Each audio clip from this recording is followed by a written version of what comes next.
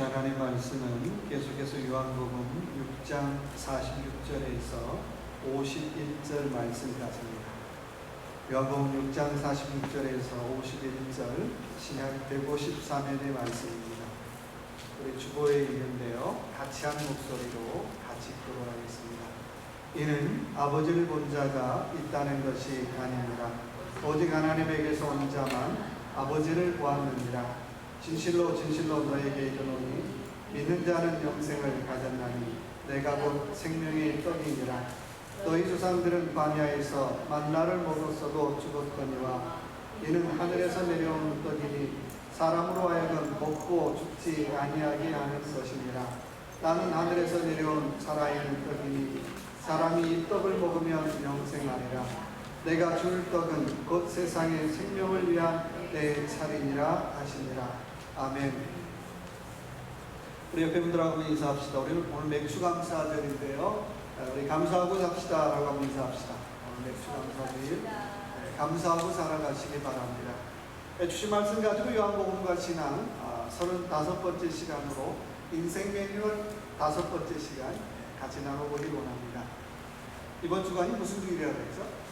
맥주감사절입니다. 맥주라는 말은 말 그대로 보리를 추수하고 50일이 지난 다음에 하나님 앞에 감사하는 절기예요. 근데 공교롭게도 50일 지난 다음에 하나님 앞에 감사할 때 또 밀추수가 시작이 돼요. 그래서 흔히 초신절이라고 부릅니다. 그래서 구약에서는 맥주감사절 하면 물론 장막절 추수감사절하고 비교할 수 없지만 첫 번째 하나님 앞에 드리는 감사절이라고 해서 순대하게 감사의 축제를 벌였습니다. 그런데 신약에 와서는 이 맥주감사절이 그때 성령 강림의 사건이 일어나서 사람들 맥주감사절이라는 의미보다는 뭐라고요? 성령 강림절, 오순절이라고 부르기로 했어요. 그래서 오순절 하면 하나님께서 정말 성령을 이 땅에 부어주시는 그 엄청난 사건이 있는 그 사건으로 신약의 사람들은 바로 기억하더라고 하는 것입니다. 그래서 이 맥주감사절에 다시 한번 하나님 앞에 저와 여러분 올 한 해를 지나면서 6월달이 지나긴 했지만 하나님 앞에 첫 번째 감사, 물론 소소한 것도 있겠지만 하나님, 내가 6월달을 지나면서 하나님 앞에 엄청난 감사드릴 게 뭐가 있는지 그 감사를 한번 되돌아보면서 하나님 앞에 첫 번째 감사를 고백할 수 있는 저와 여러분 되시길 주님의 이름으로 축원합니다. 로마의 장군이었던 율리우스 카이사르가 파르나케스 2세와의 젤라 전투에서 승리를 하게 됩니다. 그리고 로마의 원로원에 승전 소식을 전하게 됩니다. 이렇게 전해요. 라틴어로 Veni Vidi Vic이라고 하면서 승전보를 전해요. 이 말은 우리가 너무나 잘 아는 말 뭡니까? 내가 왔노라, 보았노라, 이겼노라. 이 말은 그대로 번역하면 내가 왔다, 내가 왔다, 내가 봤다, 내가 이겼다라고 하는 말이에요. 왜 카이사르가 로마에 있는 원로원에 또 많은 백성에게 왜 이런 승전보를 보냈을까요? 아마 그때나 지금이나 백성들이 늘 대통령 걱정하는, 늘 지도자 걱정하는 거예요. 우리 지도자는 좀 걱정스럽고. 근데 그렇게 카이사르의 리더십에 대해서 의문을 품고 있던 많은 원로원들과 백성들에게 내가 왔다, 내가 봤다, 내가 이겼다라고 당당하게 승리의 소식을 전하고 있더라고 하는 것입니다. 여러분 인생을 살면서 이 카이사르가 보낸 편지처럼 내가 왔다, 내가 봤다, 내가 이겼다라고 하는 그런 당당한 고백을 할 수 있으면 얼마나 좋겠어요. 그런데 오늘 본문 말씀을 가만히 읽다 보면 이 고백이 그대로 재현되는 것을 볼 수가 있어요. 46절의 말씀에 예수님께서 이렇게 말씀하시죠. 나는 왔다, 나는 봤다. 50절에 나는 이겼다라고 선포를 하고 계시더라고 하는 거예요.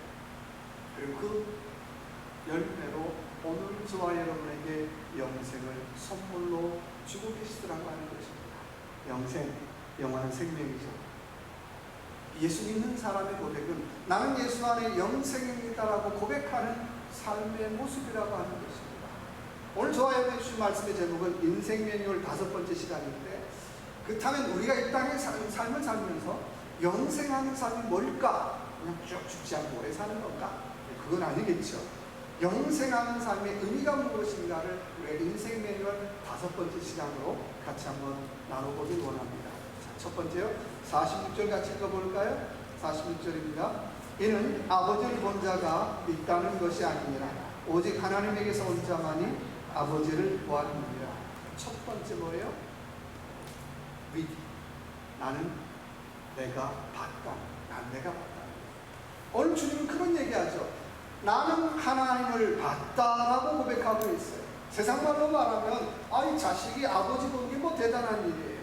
근데 오늘 46절에 말씀 보니까 하나님께로부터 온 자만이 아버지를 보았느니라라고 말씀하고 있어요. 누가 하나님 봤을까요? 하나님께로부터 온 사람만이 하나님을 봤다고 말씀하고 있어요. 물론 여기서 봤다는 건 내가 두 눈으로 잘 봤어 이거 얘기하는 거 아니겠죠. 볼견이 아니라 어떻게 깨달은 각자가 있어요. 깨달은 각자가 있어요. 내가 봤다는 건 내가 깨달았다라고 하는 거예요. 내가 영적으로 깨달았다라고 하는 거예요. 내가 영적으로 깨닫는 것을 오늘 봤다라고 표현하고 있더라고 하는 것입니다. 그래서 우리가 상대방에 대해서도 내가 봤어 이게 아니라는 겁니다. 여러분이 저에 대해서 수백 번 수천 번을 봐도 어쩌면 아는 것이 아닐 수 있어요.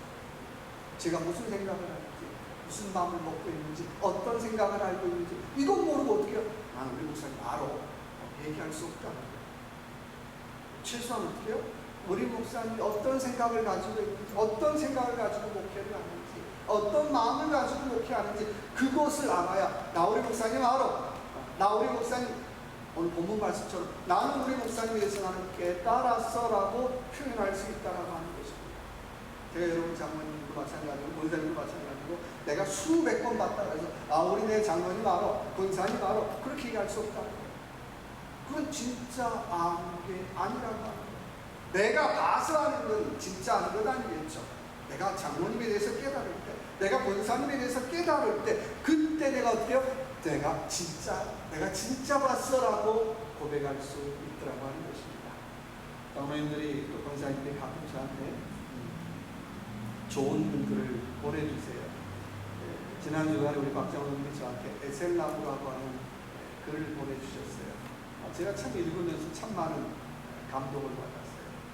여러분 이스라엘에서 제일 많은 나무는 아닌데 이스라엘에서 많은 나무에 들어가는 나무가 뭘까요? 바로 에셀나무. 여러분 에셀이라고 하는 뜻이 뭔지 아세요? 에셀은 도움이라고 하는 뜻을 갖고 있어요. 야, 이 나무는 도움이 돼. 이 나무 도움이 돼. 그게 에셀. 그래서 에벤 에셀은 무슨 뜻이에요? 도움의 돌이라고 하는 뜻을 가지고 있어요. 그러니까 아무튼 간에 에셀 나무는 이스라엘 사람들에게 저 나무는 참 도움되는 나무야. 참 귀한 나무야. 그런 의미가 있더라고 하는 거예요. 그렇다면 왜 에셀나무가 이스라엘 사람들에게 도움이 될까요? 첫째는 에셀나무는 어때요? 사막에서 이건 보통 없지만 에셀나무는 사막에서 어때요? 그늘을 만들어주는 나무. 사람들이 가다가 지치고 힘들고 나 이렇게 가다 죽을 것 같아 할 때 어떻게 잠시 쉼이 되어주는 나무가 바로 에셀나무. 또 하나 에셀나무가 사람들에게 도움이 되는 것은 에셀나무의 이파리가 굉장히 짜요. 에셀나무가 연분을 품고 있더라는 거예요. 그래서 너무 사람들이 어떻게 소금이 없으면 죽잖아요. 또 짐승도 소금이 없으면 죽잖아요. 그때 사람들이 어떻게 에셀나무 잎을 심어요. 그리고 소금을 보충하더라는 거예요. 이처럼 에셀나무는 사람들에게 도움이 되는 나무.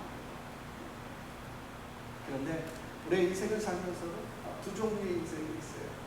에셀나무를 보면서 늘 그늘만 찾아다니는 인생이 있어요. 쉬운 것, 편한 것, 좋은 것, 그늘만 찾아다니는 인생이 있어요. 또 하나의 인생은 내가 쉬운 것, 편한 것이 아니라 좀 다른 사람들에게 그늘을 만들어주는 인생이 있더라는 거예요. 장모님이 그 글을 저한테 보내오셨는데 내가 참 얼마나 좋은지 내가 이제는 장모님이 조금 아는 것 같다. 내가 장모님에 대해 내가 조금 깨달은 것 같다. 아마 그런 거죠. 우리가 교회 중직자가 된다는 건 그런 거예요. 교회 중직자가 된다는 건 내가 다른 사람들을 위해서 내가 그늘 같은 삶을 살겠습니다. 다른 사람들에게 내가 그늘이 되는 삶을 살겠습니다. 내가 다른 사람들에게 그늘이 되는 목사가 되겠습니까? 장로가 되겠습니까? 권사가 되겠습니까? 그 고백이죠. 그러니까 그걸 보내주신 것, 목사님 이제 우리가 좀 그늘 같은 다른 사람에게 그늘을 만들어주는 중직자가 됩시다라고 하는 메시지로 전해 주신 것 같아요. 그래서 내가 얼마나 참 은혜 받았는지 몰라요. 여러분, 그늘 찾아다니는 인생이 아니라 다른 사람에게 그늘을 만들어주는 저와 여러분 되시기 주님의 이름으로 축원합니다. 혹시라도 제가 요령을 피우거나 편한 거 좋은 것만 찾으면 따끔하게 저한테 얘기하세요. 목사님은 그늘 찾아다니는 인생이 아니라 그늘을 만들어주는 인생이 돼야죠. 편한 거 쉬운 것만 말하면 어떻게 됩니까? 이렇게 해주세요. 저도 어떻게요? 장로님 권사님이 똑바로 안 살면 어떻게 할까요? 장로님 권사님 그늘 찾아다니지 말고 그늘 만들어주는 인생이 되십시오. 그늘 만들어주는 장로님 권사님 되십시오라고 저도 얘기를 할게요. 그렇잖아요. 내가 그 사람에 대해서 봤다고 해서 아는 것 아니에요. 내가 그 사람의 생각, 그 사람의 깊은 속을 알아야 진짜로 어떻게요? 내가 알았어, 내가 깨달았어. 그때가 돼야 이것이 진짜 아는 것입니다. 여러분, 신앙이 뭘까요? 신앙은 하나님에 대한 배운 지식이 하나하나 깨달아질 때 그 신앙은 자라갑니다. 내가 수없이 많이 배우면 뭐 하겠어요? 저 뭐 3대잖아요. 얼마나 배운 거 많겠어요? 뭐 신앙으로 뭐 대학원 박박박박 박사 배우면 뭐 하겠어요? 하나도 깨달음이 없으면 아무런 성취가 없잖아요. 성장이 없더라고 하는 것입니다. 1952년 12월 물리학자 리처드 파인마이어 전 세계 신문에 이런 글을 써요. 앞으로 세상은 각설탕만한 크기에 미국의 모든 의회 자료가 다 들어갈 것이다라고 선포를 해요. 그자 그 신문 기사를 봤던 많은 미국 사람들이 리처드 파인만이 돌아왔다. 어떻게 각설탕만한 그 크기에 미국 의회의 모든 자료가 다 들어가? 미쳤어. 돌았어. 몇몇 물리학자들 빼고는 전부 다 돌았다라고 얘기했어요. 그러면 그가 20년, 30년 만에 어떻게 각설탕보다 더 작은 공간에 어떻게 미국 의회의 모든 자료가 다 들어가요. 우리도 영상을 찍고 있지만 이 조그마한 칩안에 어떻게요? 몇 주간의 영상이 다 들어가요. 만약에 그걸 카메라로 찍는다고 생각해서 테이프가 얼마나 양이 많겠어요.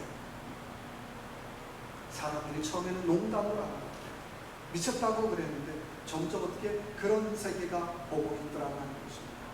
여러분, 영적인 세계도 마찬가지예요. 내가 알고 있는 게 다 아니라고 하는 거예요. 내가 잘 배우는 것 중요하지만 잘 배운 걸 얼마나 내가 깨닫고 살아가느냐, 그리고 어떻게 얼마나 경험하고 살아가느냐가 참 중요하다고 하는 것입니다. 에베소 3장 18절 19절의 말씀에 그 너비와 길이와 높이와 깊이가 어떠함을 깨달아 하나님의 모든 충만하신 것으로 너에게 충만하게 하시기를 구하노라고 말씀하고 있어요. 내가 하는 게 다 아니라는 거예요. 하나님, 나 모릅니다. 내가 하나님의 은혜의 깊이도 모르고 하나님의 은총의 깊이도 모르고 하나님에 대한 지식의 깊이도 모릅니다. 나는 모르는데 그러나 하나님 하루하루 한 주 한 주 내가 깨달아 알기를 원합니다.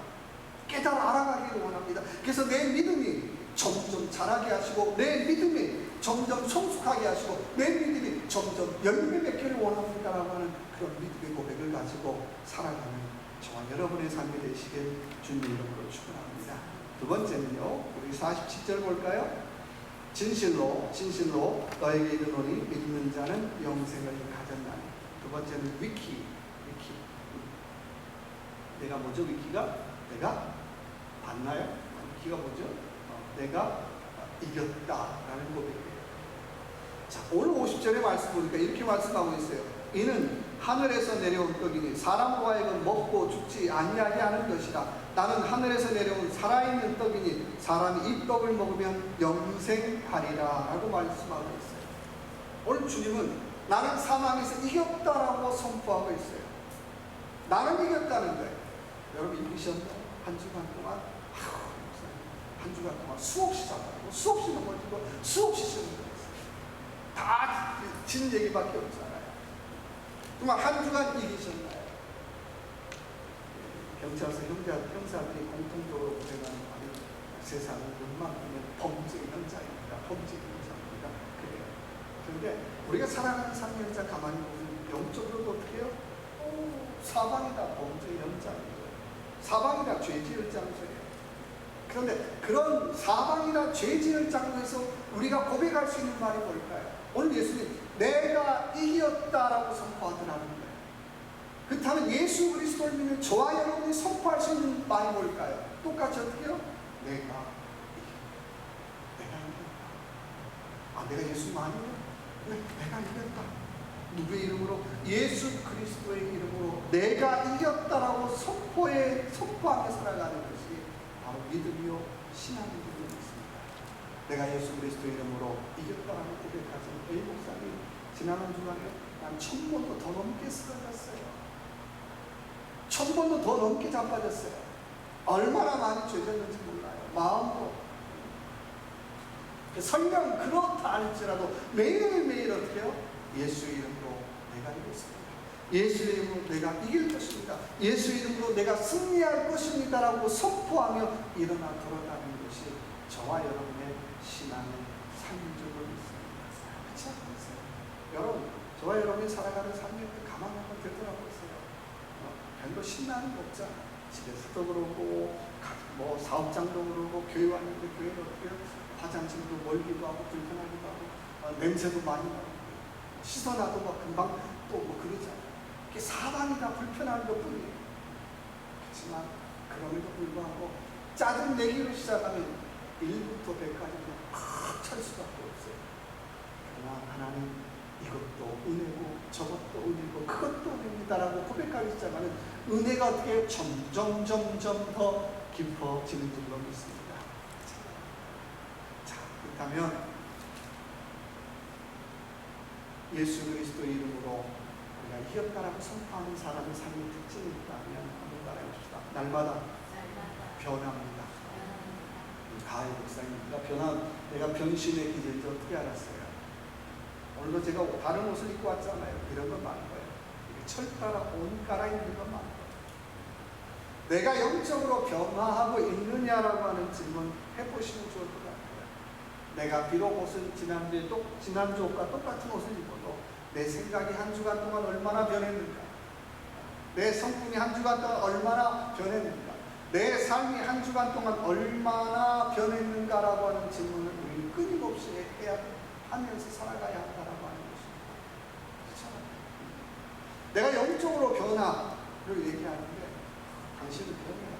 당신 같은 인간은 변해야 돼요. 물론 이런 얘기를 잘하고 살죠. 근데요, 정말 그 손가락질하는 나 같은 인간은 얼마나 변하고 살아가는가를 질문해 봤으면 좋겠어요. 나는 안 변해야 된다고 착각하더라고요. 근데요, 정말 인생에 큰 문제가 있다면 누가 문제예요? 내가 변하지 않는 게 문제라고 합니다. 내가 구원받았다라고 하는 건 내 영적인 존재가, 영적인 모습이 변화되었다라고 하는 거죠. 세상 말로 하면 어떻게 해요? 내가 나를 보고 어때요? 깜짝 놀랬다는 거예요. 깜짝 놀랬다는 거잖아요. 근데 나도 나를 보고 안 놀랬는데 내가 다른 사람을 어떻게 놀래킬 수가 있느냐. 내가 예수 믿고 구원받았다는 건 내가 예수님 때문에 내가 나를 보고 놀랬다는 거예요. 야, 나 같은 인간이 이렇게 바뀌어질 줄 몰랐어. 나 같은 인간이 이렇게 변할 줄 몰랐어. 나 같은 인간이 이렇게 살아갈 줄 몰랐어. 자기 자신이 자기를 보고 깜짝 놀랄 때 누가 놀래겠어요? 가족이 놀래겠어요. 누가 놀래겠어요? 이웃이 놀래겠어요. 근데 이웃도 안 놀래, 가족도 안 놀래. 그 얘기는 뭐예요? 내가 구원받았는데 심하게 퀘스천 마크를 붙여봐야 돼요. 구원 안 받고도 목회할 수 있고요. 구원 안 받고도 장로할 수 있고, 구원 안 받고도 권사할 수 있어요. 이 말을 조금 더 극단적으로 얘기한다면 한 번도 나는 내 자신에 대해서 놀란 적이 없대요. 내가 내 자신에 대해서 놀란 적이 없으니까 가족이 놀릴 일 없어요. 이웃이 놀릴 일 없어요. 교인도 놀릴 일이 없어요. 아니, 저 목사님 놀릴 거 하나도 없어. 놀릴 만한 모습이 없습니다. 근데 정말 예수 그리스도를 그 마음의 구주로 영접한다면, 그 마음의 구주로 영접하고 살아간다면 첫째는 자기 자신을 놀려요. 그러면 분명히 교인들도 놀려요. 제발 날 보고 좀 놀래주세요 라고 얘기하지 않아도 놀래요. 이웃들도 어때요? 놀래요. 예수 믿으세요라고 전도하지 않아도 어떻게 야, 저 인간이 변했어. 저 사람이 변했어. 야, 어떻게 그 사람이 변했지? 그 교회를 찾아오는 거예요. 이 말을 거꾸로 얘기하면 전도의 가장 큰 걸림돌이 누굴까요?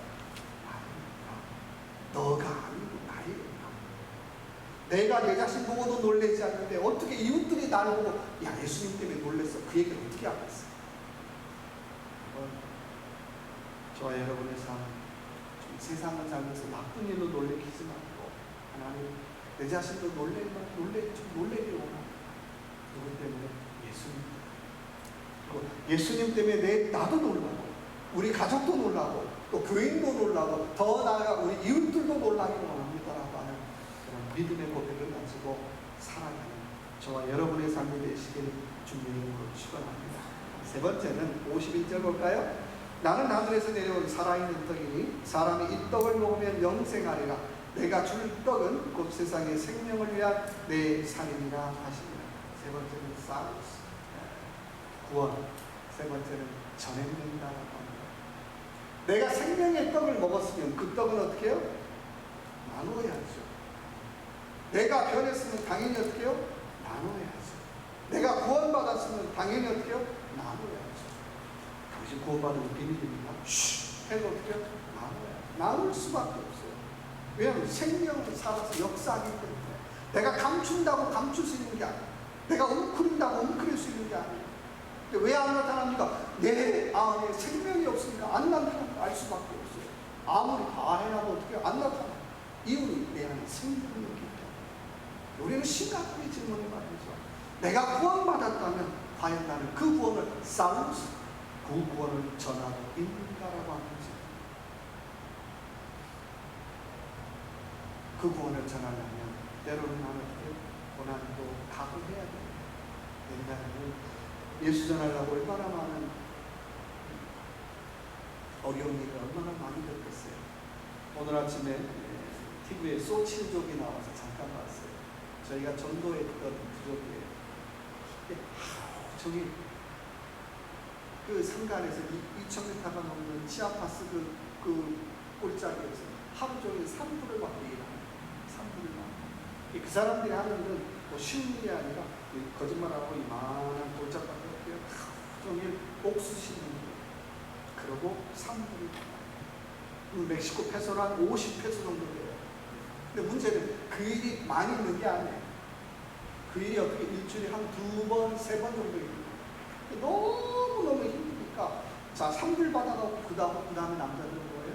전부 다 술 사서 마시는 거예요. 저희가 선교 가면 주변에 다 이런 사람들이 있는 거예요. 이유는 뭐냐면 어제 너무 힘들게 일했거든요.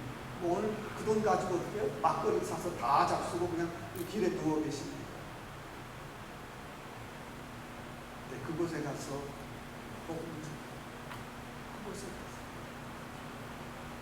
복음 전하다 보면 여자분들이 와가지고 뭐 저는 뭐 멕시코 말을 잘 소칠 말을 잘 모르니까 통역을 내리고 이렇게 물어보면 매일 남편이 술 잡수고 오는 날은 매일매일 납니다. 어디 가서 하소연도 못하는 거예요. 그 동네는 내가 맞았습니다라고 하는 얘기하는 거 그거 자체가 되게 창피한 일이에요. 근데 그 사람들 속에 복음이 들어요. 그러면 아내가 그러면 남편도 어떻게 해요? 도대체 이 여자가 뭐 하나? 그리고 감시하러 술 먹으면서 따라와요. 그러다가 어떻게 변해요.